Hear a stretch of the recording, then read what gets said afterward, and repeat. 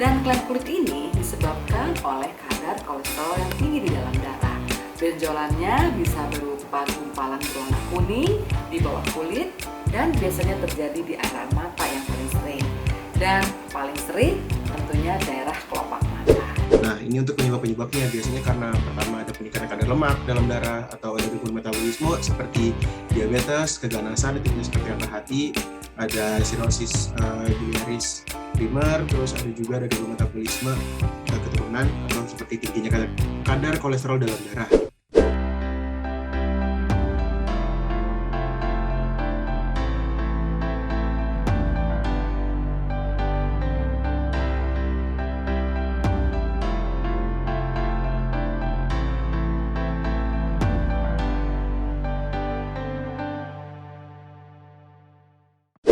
Assalamualaikum warahmatullahi wabarakatuh. Halo pemirsa semua. Kali ini saya dibantu oleh mahasiswa kedokteran Universitas Yarsi yang bernama Ahmad Septiano.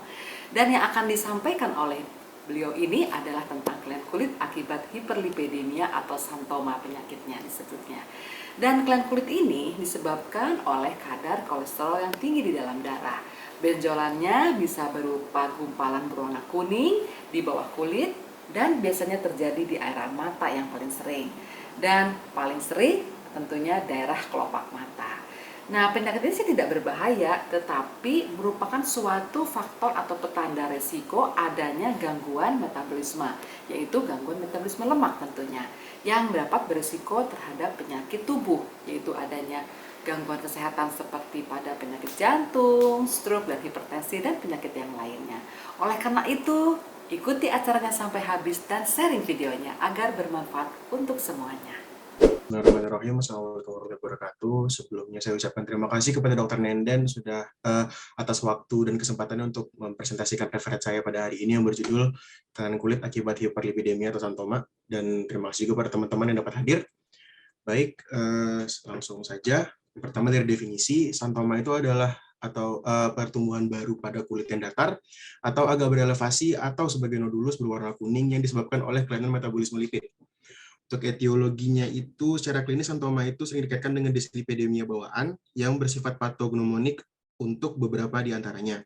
Nah, ini untuk penyebab-penyebabnya biasanya karena pertama ada peningkatan kadar lemak dalam darah atau ada gangguan metabolisme seperti diabetes, keganasan, itu bisa seperti kanker hati, ada sirosis biliaris primer, terus ada juga ada gangguan metabolisme keturunan atau seperti tingginya kadar kolesterol dalam darah. Nah, untuk klasifikasi di sini pertama saya mau menjelaskan klasifikasi hiperlipidemia dulu. Di sini ada 5 tipe, bisa dibaca di sini. Nah, nanti mungkin bakal lebih spesifik nanti saya jelasin untuk tipe santomanya nanti di diagnosis. Nah, jadi di sini untuk yang tipe pertama bisa untuk yang bisa ada masalah di jantung seperti artery coronary disease. Terus yang tipe 2 itu juga karena ada hiperkolesterolemia atau ada familial deficiency pada ApoB100. Terus ada tipe 3 itu ada disbeta lipoproteinemia, yang tipe 4 juga hipertrigliseridemia penyebabnya. Nanti itu untuk yang sistemik yang bakal ditemukannya seperti yang di kanan, ada yang aterosklerosis, ada yang karena diabetes mellitus. Ya. Lanjut untuk diagnosisnya di sini santoma untuk klasifikasi santoma sendiri itu di sini ada 2. Pertama ada yang santoma papulonodular dan plain santoma. Lanjut. Nah, di sini pertama santoma eruptivum, di sini gambarnya seperti yang di kanan. Dia gambarannya itu ada erupsi papula kulit kekuningan, diameternya 1-4 mm, dikelilingi halo eritromatosa, dan biasanya itu berhubungannya sama hipertrigliseridemia berat. Biasanya lebih dari 11,2 mmol per liter. Lalu ada santoma tuberosum, di sini nodul kekuningan dapat datar atau meninggi, ukurannya besar 3 mm sampai 1 cm. Biasanya itu letaknya di atas sendi, seperti sendi-sendi kayak di tendon Achilles, di sikut, gitu-gitu, di bahu. Terus juga dia karena akibatnya karena hiperkolesterolemia dominan autosomal. Ada juga karena disbeta lipoproteinemia familial, ada beta sitosterolemia atau ada sebutannya santomatosis cerebrotendinous. Lalu ada santoma tendonium. Di sini dia menyerangnya gambarannya itu benjolan pada tendon dan ligamen. Dia membentuk nodul keras tanpa keterbatasan pergerakan, jadi pergerakannya normal. Ukurannya bisa variasi ukurannya, terus lokasinya paling sering itu pada tendon Achilles. Intinya di tendon sama di ligamen. Lalu ada Xanthoma diffusum planum. Di sini gambarannya seperti di kanan, biasanya mengenai di daerah lipatan-lipatan tubuh seperti di aksila, di daerah pubis, di daerah ini di lipatan payudara. Lalu Xanthoma striatum palmar. Di sini biasanya di palm atau di telapak tangan. Dia gambarannya itu kekuningan atau oranye, strukturnya lonjong di garis palmar fleksi. Bersifat patognomonik untuk disbeta lipoproteinemia primer. Nah, di sini biasa ditemukan pada pasien diabetes mellitus, hipotireosis atau sirosis biliar primer. Lalu untuk Xanthoma disseminatum, ini kondisi kulit jerawat kronis biasanya lebih banyak terkenanya laki-laki dibanding perempuan. Itu biasanya pada remaja, ditandai pada ada papula kecil berwarna oranye sampai kekuningan di daerah wajah. Lalu ada Xanthoma necrobioticum.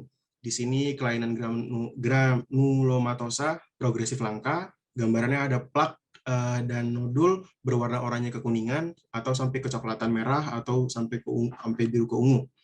Predileksinya itu di daerah periorbital, tetapi kondisinya dapat bermanifestasi di daerah mana saja, di kepala, di leher, dan di batang tubuh. Lalu yang terakhir di sini yang paling sering, Xanthelasma palpebrarum di palpebra. Jenis yang paling umum, dia gambarannya ada plak kecil berwarna kekuningan. Terletak biasanya di bagian atas pada 70% atau kelopak mata bagian bawah juga bisa, seperti gambaran di kanan. Nah, di sini pemeriksaan laboratorium yang dapat dilakukan. Nanti di sini yang bagian kanan ada tipe Xanthoma. Nah, nanti itu yang bagian kiri itu yang molekuler sama genealogic unitnya yang dilihat nanti. Untuk tipe dislipidemia atau hiperlipidemia yang bermasalah. Nah, terus untuk tata laksananya non medikamentosa, karena ini penyakitnya karena penyakit sistemik. Nah, di sini jadi yang untuk non medikamentosanya yaitu gaya hidup yang baik, pengendalian berat badan untuk mencegah diabetes dan penyakit lain. Lalu pada pasien dengan peningkatan kolesterol LDL dan pasien berisiko tinggi, rujukan ke ahli gizi untuk pembatasan diet yang sesuai. Terus manajemen diet melibatkan perbatasan lemak jenuh makanan. Nah, untuk medikamentosanya kembali lagi karena penyakit ini disebabkan oleh penyakit sistemik, dislipidemia, hiperlipidemia. Nah, di sini pencegahan Xanthomanya itu pengelolaan kelainan metabolisme lipid yang mendasarinya. Terus ada juga kombinasi statin plus fibrat, lalu sama ada ablasi laser. Untuk komplikasinya di sini deteksi dini penderita Xanthoma itu sangat menentukan prognosis. Obesitas, diabetes mellitus, dan hipertensi akan berburuk prognosis. Lalu juga di sini tuh ada beberapa yang saya dapat untuk yang Xanthoma eruptif, itu yang pasien dengan tipe 5 hiperlipoproteinemia mempunyai faktor risiko lebih tinggi untuk terkena penyakit jantung koroner dan biasanya bermanifestasi ke penyakit arteri perifer. Biasanya itu paling sering kalau misalkan dia kadar trigliseridnya lebih dari 2000 mg per desiliter. Lalu untuk yang di mata Xanthelasma, ini yang pasien dengan tipe 3 hiperlipidemia mempunyai risiko tinggi terkena penyakit jantung koroner juga, dan sama seperti eruptif Xanthoma. Lalu yang terakhir untuk yang tuberous Xanthoma, plain Xanthoma, tendious Xanthoma, itu juga biasanya bisa kena sampai ke penyakit jantung koroner, dan aterosklerosis biasanya malah bisa menyerang di sebelum usia remaja. Jadi kembali lagi untuk tata laksana dan komplikasinya kembali lagi ke penyakit yang mendasarinya. Baik, terima kasih dokter. Saya kembalikan ke dokter. Assalamualaikum warahmatullahi wabarakatuh. Demikianlah tadi pemirsa apa yang sudah disampaikan oleh Ahmad Septiano. Intinya kita harus selalu hidup sehat dengan mengatur pola makan seimbang, berolahraga teratur dan secukupnya. Juga kita harus menjaga stres. Jangan lupa pola tidur pun tidak boleh terlalu malam. Demikianlah penyampaian dari saya. Semoga bermanfaat dan jangan lupa di subscribe, like, share, dan komen. Assalamualaikum warahmatullahi wabarakatuh.